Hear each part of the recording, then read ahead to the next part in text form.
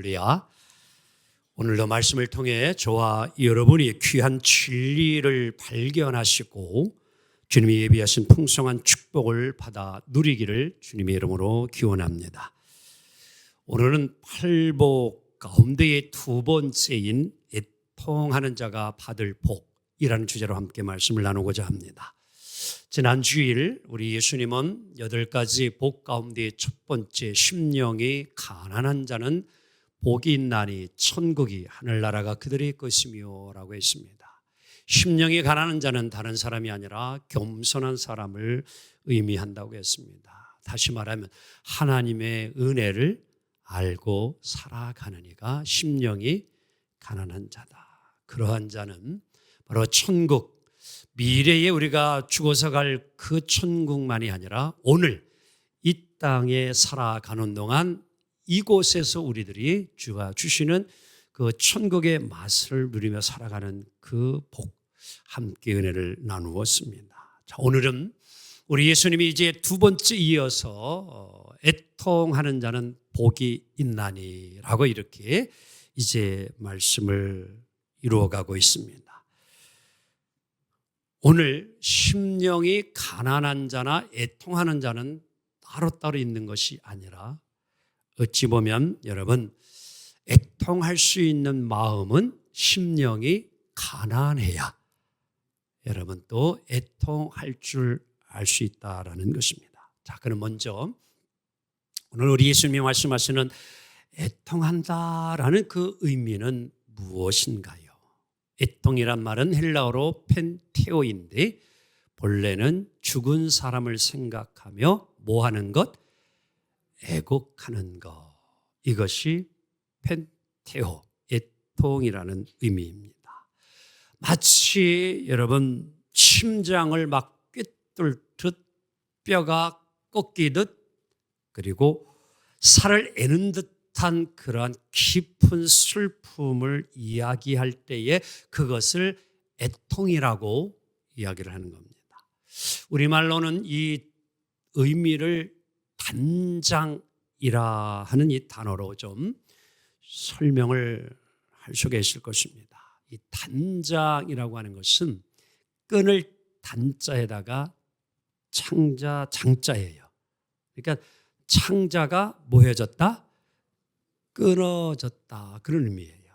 그러니까 이 슬픔이 너무 극도에 달해서 마치 이 장이 막 꼬이고 장이 끊어질 듯한 그 슬픔, 이것을 단장이라고 하는데요. 이 말이 나온 전례 유래가 있어요.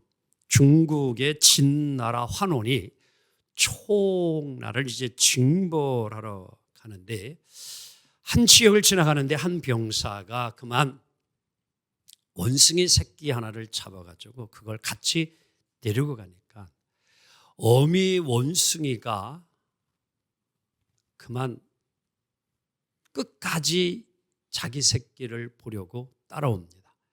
100여리를 갔어요.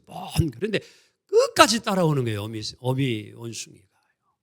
근데 이제 결국에는 배를 타고 이제 건너야 될 상황이 되었는데 그때 이 어미 원숭이가 새끼 원숭이를 더 이상 따라갈 수 없음을 알고 거기서 뭐예요? 그냥 갑자기 죽음을 당해요. 그래서 왜 잘 따라오던 어미 원숭이가 이렇게 되었까 아주 궁금해가지고 그 어미 원숭이를 잡아보니까요. 이유가 창자가 다 토막토막 났다는 거예요. 그 새끼를 향한 어미의 그 슬픔이 얼마나 컸던지 장이 다 끊어지고 꼬일 정도로 되었다. 그래서 단장의 슬픔이라는 말을 우리가 하는 겁니다. 한번 고백해 볼까요? 단장의 슬픔.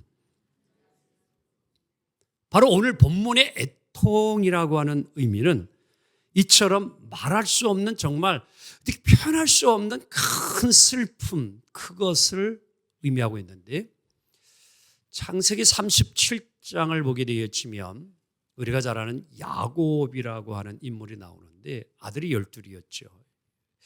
11번째가 아들들 중에서도 그래도 더 사랑하는 요셉이었어요. 그래서 어려서부터도 이 아버지 야곱은 특히 편애할 정도로 다른 형제들보다는 요셉에게 채색 옷을 입혀줬죠. 좋은 옷, 쉽게 입지 못하는 그런 옷이에요. 근데 또 요셉은 이쁜 짓을 많이 했어요. 아버지한테. 또 사랑받을 만한 귀한 일을. 꿈도 꾼 거를 아버지한테 이야기하니까 형들이 그걸 들을 때에는 본인은 좋았지만 자기가 혼자 제일 잘난 것 마냥 이야기하는 것좀 들었지만 아버지는 그 꿈을 마음에 두었다고 그랬어요. 근데 시기가 질투가 나니까 형들이 한 번은 이제 도시락 가지고 왔을 때에 들에 미우니까 서로 형제들끼리 이제 죽이자, 어떻게 죽일 수 있느냐 막 옥신각신 하다가 구덩이에 넣었다가 이제 애굽 상인들 오니까 저 그냥 우리 팔아먹자. 그래가지고 요셉을 이제 팔아먹어요. 근데 이제 문제는 아버지에게 갈 때에 아버지는 요셉을 심부름 시켰는데 형들이 잘했나 없나? 이 요셉을 데리고 가야 되는데 같이 가야 되는데 이미 팔아버렸으니 고민이 되잖아요. 그러니까 이 형제들이 생각을 하다가 이 동생의 옷을 벗겨가지고 피를 거기다 묻혀가지고 짐승이 풀을 가지고 짐승이 잡혀 죽었다고 이야기를 하자. 그래가지고 그것대로 이제 아버지에게 이야기를 하니까 야곱 아버지가 그 이야기를 듣는 순간 슬피 울며 애통했다라고 표현을 합니다. 바로 그 애통이라고 하는 단어의 의미가 오늘 이 애통과 같은 단어로 표현되고 있어요. 정말 야곱이 그렇게 아들을 위하여 슬퍼 울었다는 이야기지요. 자, 그러면 오늘 여러분 가족가 애통해야만이 위로를 받는데 애통은 무엇을 위하여 울어야 되느냐? 그냥 슬프다고 우리가 그냥 울으면 다 위로를 받느냐? 그렇지가 않아요. 오늘 예수님께서 말씀하는 이 애통이라는 의미가 무엇인지를 알아야 되고 무엇을 위하여 울 때에 우리가 위로라고 하는 축복을 받느냐. 우리는 흔히 인간의 어떤 조건이나 환경만 가지고 때로는 아주 슬퍼하고 기뻐하는 경우가 종종 있습니다. 경제 형편에 따라서 우리가 이 슬픔과 기쁨이 오르락내리락 해요. 그래서 돈 조금 생기면 좋아하다가 또 돈이 없으면 금방 슬퍼하고 건강 상태도 역시 마찬가지요. 저도요 한 3, 4개월 정도에 한 번씩 이렇게 체질 검사 늘 다른 게 아니라 이제 당화혈색 때문에 늘 이제 이렇게 당 수치는 수술 검사를 하지만 당화혈색소가 중요하걸랑요. 그래서 체열하고 검사를 이제 보러 이렇게 결과를 보러 가게 되어지면 어떤 때는 그 당화혈색소가 이렇게 잘 수치가 나오게 되어지면 의사도 노력을 많이 했네요. 잘 유지하기 바라요. 그러면 감사합니다. 그러면 그냥 그 이후로부터 막 먹어. 그런데 어느 날 가서 이제 결과를 났는데 지난번보다 더 안 좋게 나왔네요. 그러면 낙심해가지고 또 슬퍼하고 그런 것 같아요. 이게 우리 사람이라는 게 그냥 그런 거 그런 슬픔 그런 건 아닌 것 같아요. 우리 학생들 이제 기말고사 다 끝났지만 여러분 제일 학생들이 부모님에게 내놓기 싫은 게 뭐냐면 성적표요. 근데 조금 올라가면 또 좋아가지고 나 또 조금만 떨어지면 또 낙심하고 힘들어하고 슬퍼하고 이게 우리의 모습인 것 같아요. 그런데 이런 것을 우리 예수님이 이야기해 주고 있는 걸까? 육신의 몸을 가진 우리이기 때문에 그것으로부터 우리는 자유할 수는 없어요. 이 모든 것 무시할 수는 없습니다. 하지만 우리 예수님이 정말 이야기하고자 하는 것이 애통하며 슬피 울지라는 것이 그런 것을 위하여 그런 것 때문에 우리가 슬퍼하는 것이냐? 그건 아니에요. 예수님이 오늘 우리에게 정말 이야기하고 싶은 것은 다른 것이 아니라 영적 애통을 의미합니다. 영적 슬픔이에요. 그러면 영적으로 애통하는 것이 무엇일까? 첫째는 자신의 죄악에 대하여 울어야 된다는 거예요. 다 같이 자신의 죄악에 대한 애통. 우리가 잘 아는 구약 시대의 다윗이라고 하는 인물은 애통할 줄 아는 사람이었습니다. 육신적으로 보면은 왕이에요. 아쉬울 게 하나도 없는 사람이었습니다. 근데 다윗이 위대한 점은요, 자신의 내면을 잘 들여다볼 줄 알았고, 그리고 잘못했을 때는 하나님 앞에 철저하게 회개할 수 있었던 자. 그래서 하나님은 수많은 성경 인물들이 나오지만 여러분들 그 인물들 가운데에 하나님이 칭찬한 위대한 다윗의 그런 말이 있는데, 다 같이 한번 옆 사람 보면서 내 마음에 확 들어버리네. 그러면 한번. 하나님은 그랬다니까. 내 마음에 합하다 그랬어요. 어찌 인간이 여러분 하나님 마음에 합할 수 있어요? 근데 하나님 보실 때에 다윗을 보면서 내 마음에 합하도다. 정말 사람 중에 이와 같은 사람이 없을 정도로 내 마음에 쏙 든다. 이렇게 여러분 칭찬을 받은 자가 다윗이었어요. 근데 오늘 다윗은 보면은요, 항상 하나님 앞에 자기는 죄 많은 자로 고백해요. 이사야 40편 12절에 보게 되면 그는 내 죄가 머리털보다도 더 많은 자다라고 자신을 고백해요. 그만큼 죄인이라는 걸 아는 거예요. 시편 51편은 다윗의 회개의 시예요. 다윗은 임금이었을 때 나라가 평화롭고 전쟁이 없고 정말 어떻게 보면은 안정을 이룰 때에 다윗이 이제 궁궐을 거닐다가 정말 범에서는 아니 될 일을 행하게 되죠. 그렇죠? 그래서 장군 우리아의 밧세바를 이제 청하여서 죄를 행하게 됩니다. 근데 이제 그것이 드러나려고 하니까 그의 남편 우리아 장군을 최전방 싸우는 데 보내가지고 그를 죽게 만들어요. 그러면 안 되잖아요. 좀 나라를 위해서 충성하는 장군인데. 그러니까 누구도 모르게 그런 일을 했는데 하나님은 다 보고 계시잖아요. 그러니까 나단 선지자를 통해 가지고 비유를 들어가지고 하나밖에 없는 그 양을 잡아다가 그걸 손님 대접하러 이렇게, 그러니까 다윗이 그놈 못된 놈, 그런 놈이 어딨냐 그러니까 나단이 바로 다 같이 시작. 네 놈이 그 놈이요 그랬어. 그러니까 다윗이요 그 말을 듣고 거기서 통곡을 해요. 침상이 젖도록 애통하며 통곡하며 회개합니다. 그게 다윗의 위대한 점이에요. 그게 하나님은 뭐예요? 그를 다시 용서해 주시고 그를 다시 임금으로 쓰셔요. 아멘.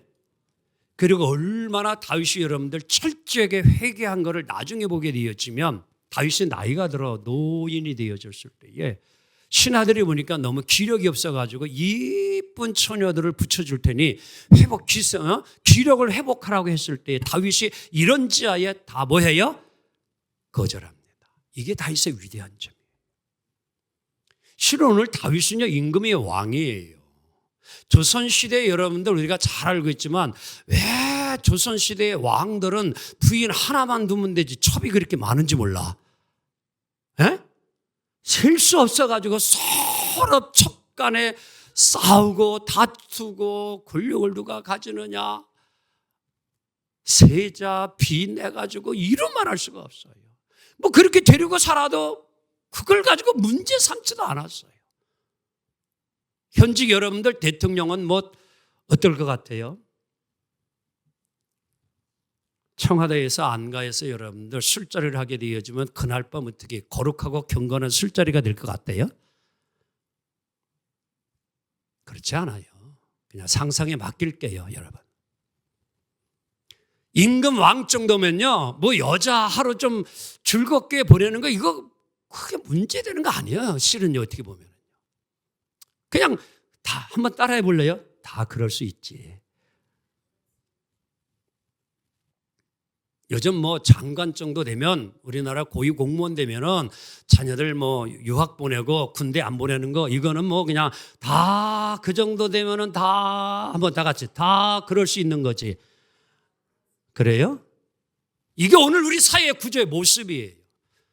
그걸 가지고 그렇게 여러분 죄로 여기고 살아가지 않습니다.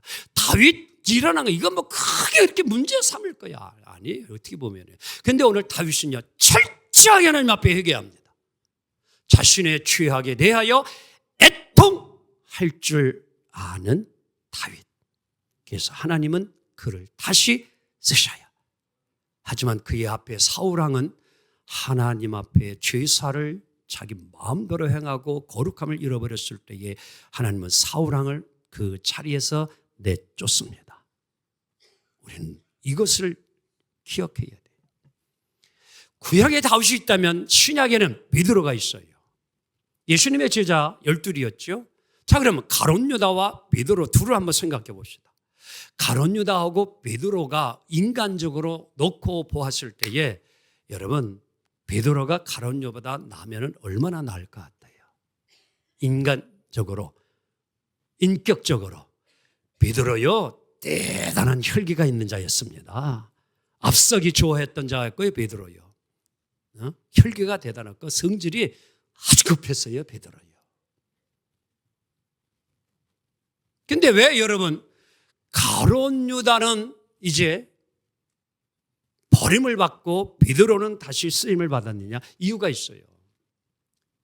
가룟 유다는 예수님을 30에 팔아먹고 성경에도 뉘우치고 후회를 했다고 했어요. 그런데 뭐를 못했느냐? 가룟 유다는 회개하지 못했습니다. 이게 다른 거예요. 애통이라고 하는 의미가 전혀 다른 거예요. 자, 이제 베드로를 볼까요? 베드로는 어떻게 했는가? 마태복음 26장 75절을 보면 이제 우리가 압니다. 시작. 이에 베드로가 예수의 말씀에 닭 울기 전에 네가 3번 나를 부인하리라 하심이 생각나서 밖에 나가서 심히 뭐하니라? 이게 애통했다는 거예요. 가룟 유다는 애통함이 없었어요. 회개함이 없었어요. 근데 베드로는 회개했습니다. 돌아왔어요. 잘못을 알고 깨닫고 진심으로 주님 앞에 돌아왔을 때에 예수님은 그를 다시 찾아가 주셨고 그를 만나 주셨고 다시 사도로 쓰게 해 주심을 믿습니다. 이게 가룟 유다와 베드로의 차이예요.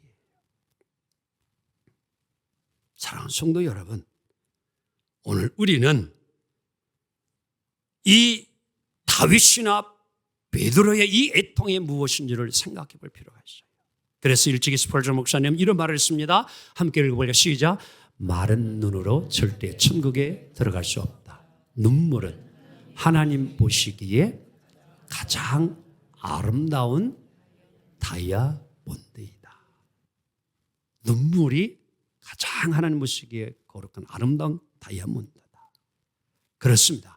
회개의 눈물, 진정한 애통함이 있는 눈물은 여러분 죄 사함의 은총을 경험하고 하나님이 그를 다시 쓰는 축복을 받을 줄 믿습니다. 우리 하나님이 여러분 가족에게 원하는 것은 우리의 완전함이 아니라 우리의 애통함이에요. 하나님께 긍휼히 여김을 받는 우리의 삶이 필요함을 믿습니다. 사랑하는 성도 여러분, 오늘도 우리 하나님은 우리의 거룩한 눈물을, 애통의 눈물을 귀히 여기시고 받아주시고 오늘도 우리에게 오히려 은혜와 평안과 다시 쓰임을 받는 귀한 축복이 임하리라 믿습니다.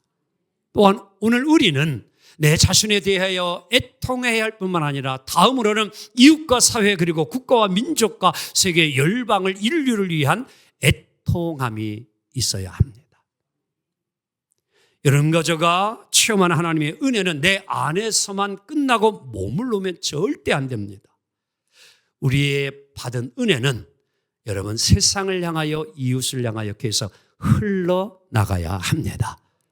그들에게도 흘러줘야 돼요.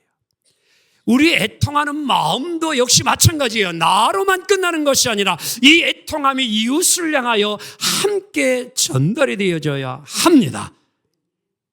그래서 우리는 예수님의 애통을 배워야 합니다. 예수님이 이 땅에 오셔서 공생을 시작하면서 수많은 사람을 만납니다.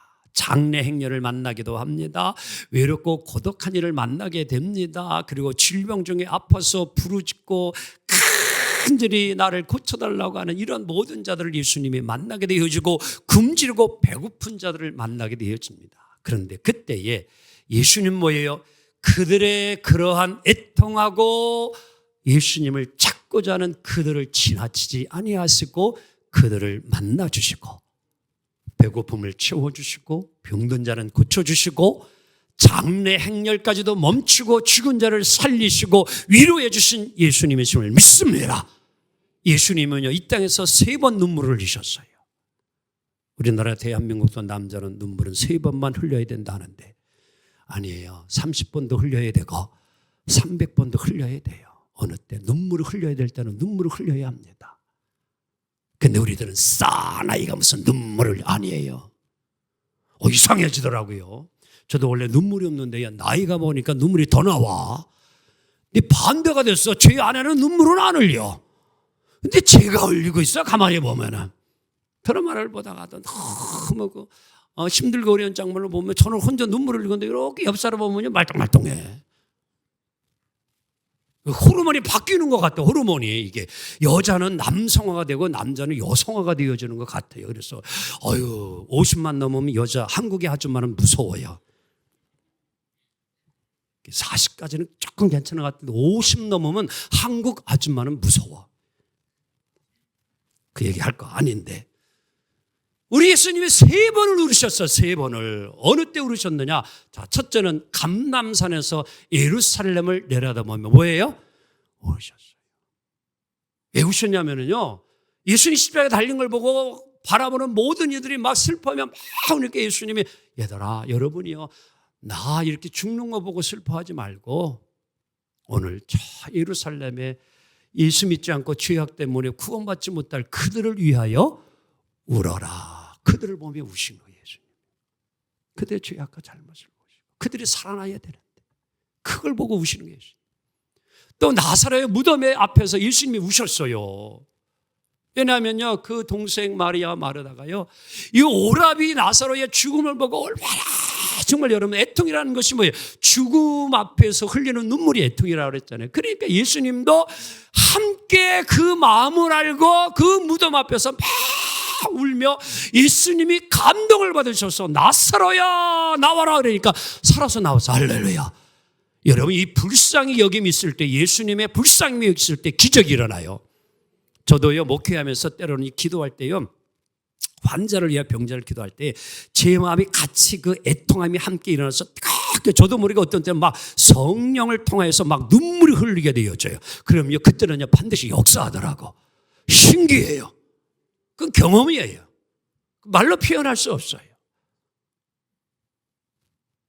또 겟세마네 동산에서 예수님이 눈물을 흘리시며 기도하십니다. 왜?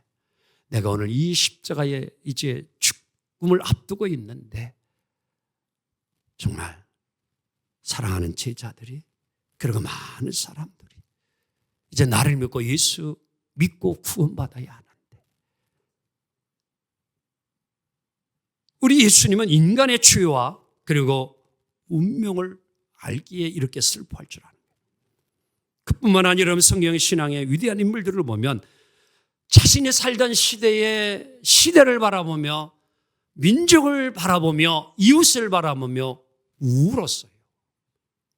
그게 누구예요? 예레미야 선지자예요.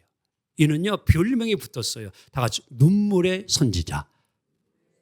얼마나 조국의 현실을 바라며 울었는지 별명이 눈물의 선지자예요. 눈물의 선지자. 바울도 같은 동족을 향해서 죽음을 당할 그들을 바라보며 울었어요. 아브라함은요 소돔과 고모라 성의 조카 롯이 살고 있는데 죄악이 많아가지고 하나님이 그들을 유황불로 벌내리겠다고 하니까 아브라함이 막 급해가지고 하나님 앞에 기도하잖아요. 하나님, 그 소돔과 고모라 성에 의인이 있으면 나머지 여러분 하나님 그 죄인들은 죽어야 되지만 의인들 왜 죽어야 합니까? 하나님 50명만 있으면 살려주시지 않을래요? 그러니까 하나님 그래 좋아 50명 한번 찾아봐. 그러니까 50명이 안 되네. 그러니까 아브라함이 하나님 45명은 그러니까 좋아 그래요 45명 한번 데리고 와봐. 그러니까 또 차이 없어요. 아니 하나님 40명 30명 20명 10명 아브라함이요 애통하는 마음으로 하나님 앞에 부르짖는 거예요. 어떻게 해서든지 살려고 싶은 그 마음 큰 절망을 울며 기도하는. 이게 아브라함의 기도였어요. 우리는 이것을 잊지 말아야 합니다. 모세는요, 금송아지를 만들어 놓고 막 저러니까 하나님이 화가 나가지고요, 다 진노하려고 하니까 모세가 그때 하나님 앞에 막 울며 기도해. 하나님, 하나님, 이 백성을 이렇게 죽게 하면 어떻게 합니까? 하나님, 하나님 제발 좀 참아주세요. 내 이름을 하나님의 거룩한 책에서 지워버릴지언정 이 백성을 하나님 용서해 주시고 살려주세요. 막 울며 기도해, 애통하며 기도하니까 하나님이 뭐예요? 모세의 기도를 들으시고요, 진노를 거두시었어요. 할렐루야. 애통의 기도가 그런 능력이 있어요, 여러분. 다니엘 추국의 현실을 바라보며 눈물을 흘려 기도해요. 느헤미야도 역시 예루살렘의 성벽이 무너지고 다 가뭄이 있고 고통 속에 있는 걸 형제 하나님을 듣고서는 너무나 슬퍼와서 죄를 뒤집어 쓰고 베옷을 입고서 막 울며 기도하니까 하나님께서 뭐예요? 예레미야 선지자를 보내가지고요, 예루살렘 성벽을 재건하게 하는 줄 믿습니다. 여러분, 애통하며 우는 기도는 능력이 있어요. 살려냅니다. 회복시켜 줍니다. 오늘 여러분과 저도 이 나라와 민족을 위해 기도해야 합니다. 정치, 경제, 국방 위하여 기도해야 돼요. 여러분, 정말 정치의 혼란 때문에 그것보다 우리는요, 정말 우리가 함께 민족을 위해 기도할 것은 죄악을 놓고 기도할 수 있기를 원합니다. 노아의 홍수는 달래 멸망을 받은 것이 아니라 죄악입니다.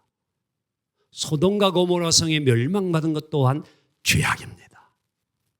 이 나라 대한민국이 하나님의 진노와 멸망을 받는 것은 국방력이 약하기 때문에, 정치에 혼란이 있기 때문에, 경제가 지금 어렵기 때문에 하나님의 진노가 오는 것이 아니고요, 죄악입니다. 죄악입니다. 그래서 우리는 기도해야 합니다. 오늘도 이 민족의 죄악을 놓고 기도하는 진정한 그리스도인이 있기에 하나님은 오늘도 이 민족을 저는 지켜주시라 믿습니다. 아멘. 여러분, 이 기도가 중요한 거예요. 내 집, 내 살림, 내 가정, 내 자녀들, 내 다니는 직장만 잘 되게 해달라고 기도하는 것이 아니라 정말 이 민족의 여러분들 오늘 죄악상들을 위하여 철저하게 우리는 하나님 앞에 중보 기도해야 합니다. 그래야 하나님 이 나라 지켜주셔요. 그럼 이러한 기도를 하면 하나님 우리가 주시는 복이 뭐냐? 결론과도 같은 이야기. 애통하는 자는 뭐를 받아요? 위로를 받을 것이며. 다 같이 옆 사람에서 위로 받으세요. 그래 봐. 그럼 어떻게 위로가 돼요? 그냥 말만 하면? 여러분, 이 위로라는 단어의 의미를 한번 알아봅시다. 헬라어로 파라칼레오라고 해요. 다 같이 파라칼레오. 이게 파라라는 곁에요. 그리고 칼레오는 부르다예요. 한번 옆 사람에서 멀리 있지 말고 옆으로 와봐. 그래.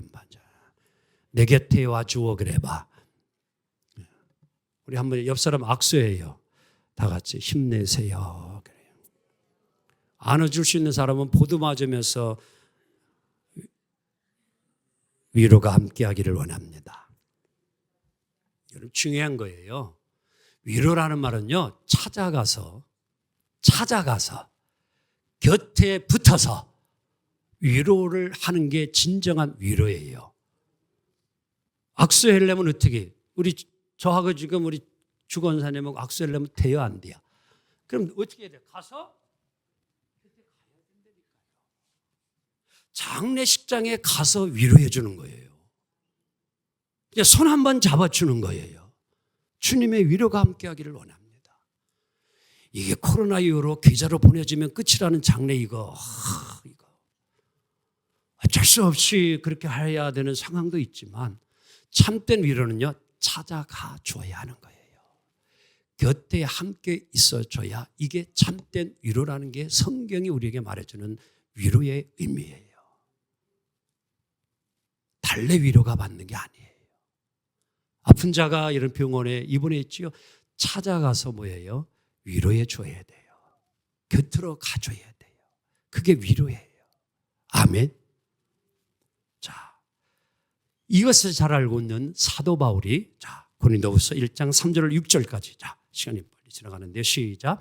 찬송하리로다. 그는 우리 주 예수 그리스도의 하나님이시요 자비 아버지시요 모든 위로의 하나님이시며 우리의 모든 환난 중에서 우리를 위로하사 우리로 하여금 하나님께 받는 위로로서 모든 환난 중에 있는 자들을 능히 뭐예요? 여러분 이 사실을 믿고 그렇게 삽시다. 하나님은 모든 위로의 하나님이요. 그래서 하나님의 위로는 능력이 있어요. 그래서 이 믿는 자의 위로가 대단히 중요한 거예요. 자, 그리스도의 시작. 그리스도의 고난이 우리에게 넘친 것 같이 우리가 받는 위로도 그리스도로 말미암아 뭐예요?